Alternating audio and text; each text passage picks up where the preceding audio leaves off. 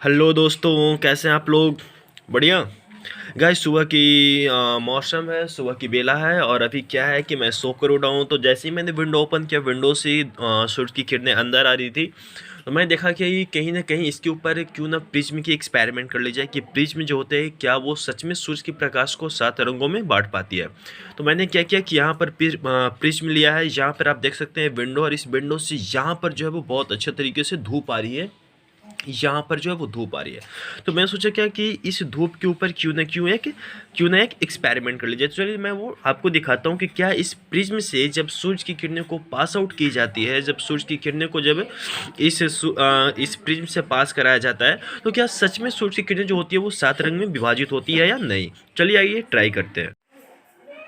तो अब यहाँ पर बच्चों आप देख सकते हैं कि यहाँ पर ये मेरे पास प्रिज्म है और प्रिज्म को मैं रख रहा हूँ बेड के ऊपर, और मैं इस कोशिश कर रहा हूँ कि इस पर इंसिडेंट रे है, जो आपतित किरण है वो बहुत अच्छे तरीके से इंसिडेंट हो, आपतित हो। और इसके बाद जो इससे जो प्रकाश जो निकले, प्रकाश जब इसको क्रॉस करेगी तो क्रॉस करने के बाद इस पेज के ऊपर आपको सूरज की 7 रंगें जो है वो सूरज की किरणें में पाए जाने वाली 7 रंगें इस वाइट पेज के ऊपर आपको दिख रही होगी, एक स्पॉट के रूप में, एक छोटी बिंदु के रूप में। मैं इसे और क्लियर करने की कोशिश करता हूँ और मैं आपको दिखाने की कोशिश करता हूँ कि ये और भी अच्छे तरीके से आपको दिखे। जो स्पॉट जो आपको दिख रहा है, जो छोटी सी जो एक बिंदु के रूप में जो दिख रही है, वो कहीं न कहीं एक बड़े, हाँ, ये देखिए अब जो ये बड़ा बिल्कुल दिख रहा है, ये जो है बिल्कुल बड़ा दिख रहा है, जिसमें आप देख सकते हैं कि ये जो लाल रंग है वो नीचे की तरफ दिख रहा, और ऊपर में थोड़ी-सी बैंगनी, और उसके नीचे एक आपको ब्लू कलर दिख रहा है वो, है ना? ऊपर में आपको एक ब्लू कलर दिख रहा होगा, और सबसे ऊपर में बैगनी दिख रहा है और नीचे में लाल दिख रहा है। ऐसा क्यों हो रहा है बच्चों? क्या यहाँ पर आप बता सकते हैं कि क्या यहाँ पे कहीं ना कहीं वेवलेंथ का भी, तो हाँ सर, ये वेवलेंथ क्या होता है? आप टेंशन ना ले, मैं वेवलेंथ के बारे में भी आपको पढ़ाऊंगा, बतलाऊंगा, सिखाऊंगा, ठीक है? कि वेवलेंथ एक्चुअली, ये वेवलेंथ होता क्या है, तरंगदैर्ध्य जिसको हम हिंदी में बोलते हैं। तो ये जो तरंगदैर्ध्य है वो क्या होता है, मैं इसके बारे में भी आपको बताऊंगा। अभी आप गौर करें कि यहाँ पर आप देख सकते हैं कि ये कितना मस्त, कितना स्मूथली दिख रहा है आपको, है ना? तो यहाँ पर ना बहुत स्मूथली आपको दिख रहा होगा, है ना? यहाँ पे जो रंगीन है ना, पेपर बिल्कुल रंगीन हो रखा है, जहाँ पर ये प्रकाश पड़ रही है। तो ऊपर में आपको बैगनी और नीचे में बिल्कुल लाल दिख रहा है। आपको पता होनी चाहिए कि लाल रंग की जो तरंगदैर्ध्य होती है वो बहुत ज़्यादा होती है ना? लाल रंग की तरंगदैर्ध्य जो है वो बहुत ज़्यादा होती है ना? मैं कोशिश करता हूँ इसे और अच्छे तरीके से दिखाने का, मैं यहाँ पर कोशिश कर रहा हूँ। और आप देख सकते हैं कि यहाँ पे दो दो स्पॉट बन रही है। अरे वाह, क्या बात है! यहाँ पे दो दो बिंदु के रूप में आपको दिख रही है ना?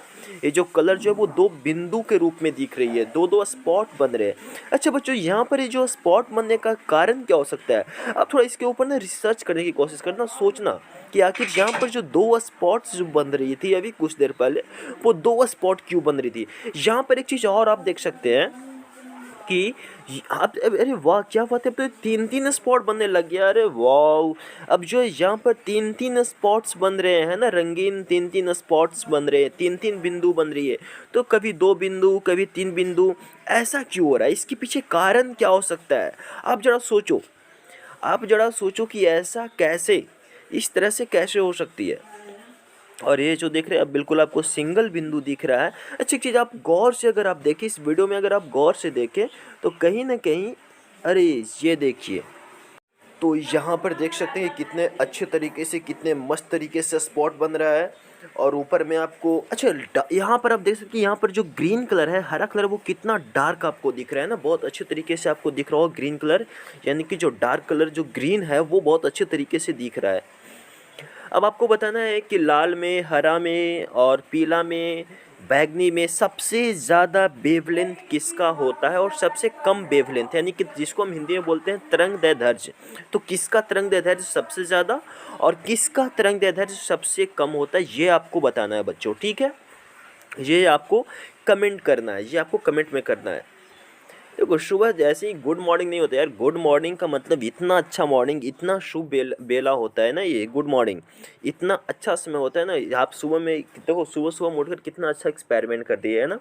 अब क्या है कि जैसे अब अच्छा एक चीज़ और मैं जहाँ पे आपको बतलाना चाहूँगा कि ये जो है इसी को हम बोलते हैं बच्चों स्पेक्ट्रम, इसी को हम बोलते हैं क्या, तो स्पेक्ट्रम।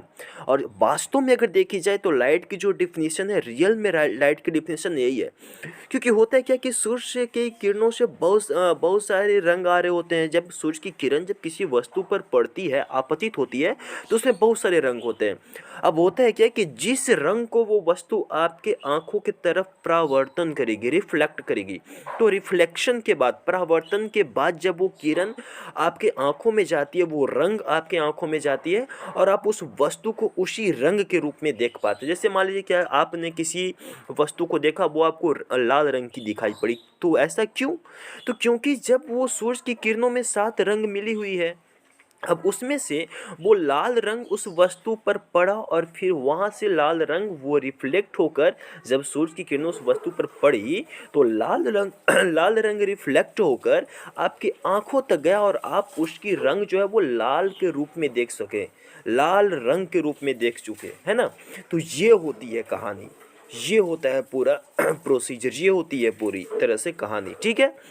तो जैसे यहाँ पर जो वाइट पेपर है, तो वाइट क्यों दिख रहा? तो क्योंकि सूरज की किरणें में जो वाइट रंग है, उस वाइट रंग को ये पेपर क्या कर रहा है कि मेरे आंखों की तरफ रिफ्लेक्ट कर रहा है, और इसलिए ये पेपर जो है वो हमें वाइट दिख रही है ना। इसलिए पेपर में वाइट दिख रही है। तो सूरज की किरणों में 7 रंग बिल्कुल आसान तरीके से छुपी हुई है, और यही 7 रंग को मिलाकर अलग अलग रंग बनाए जाते हैं, अलग अलग रंग बनाए जाते हैं ना।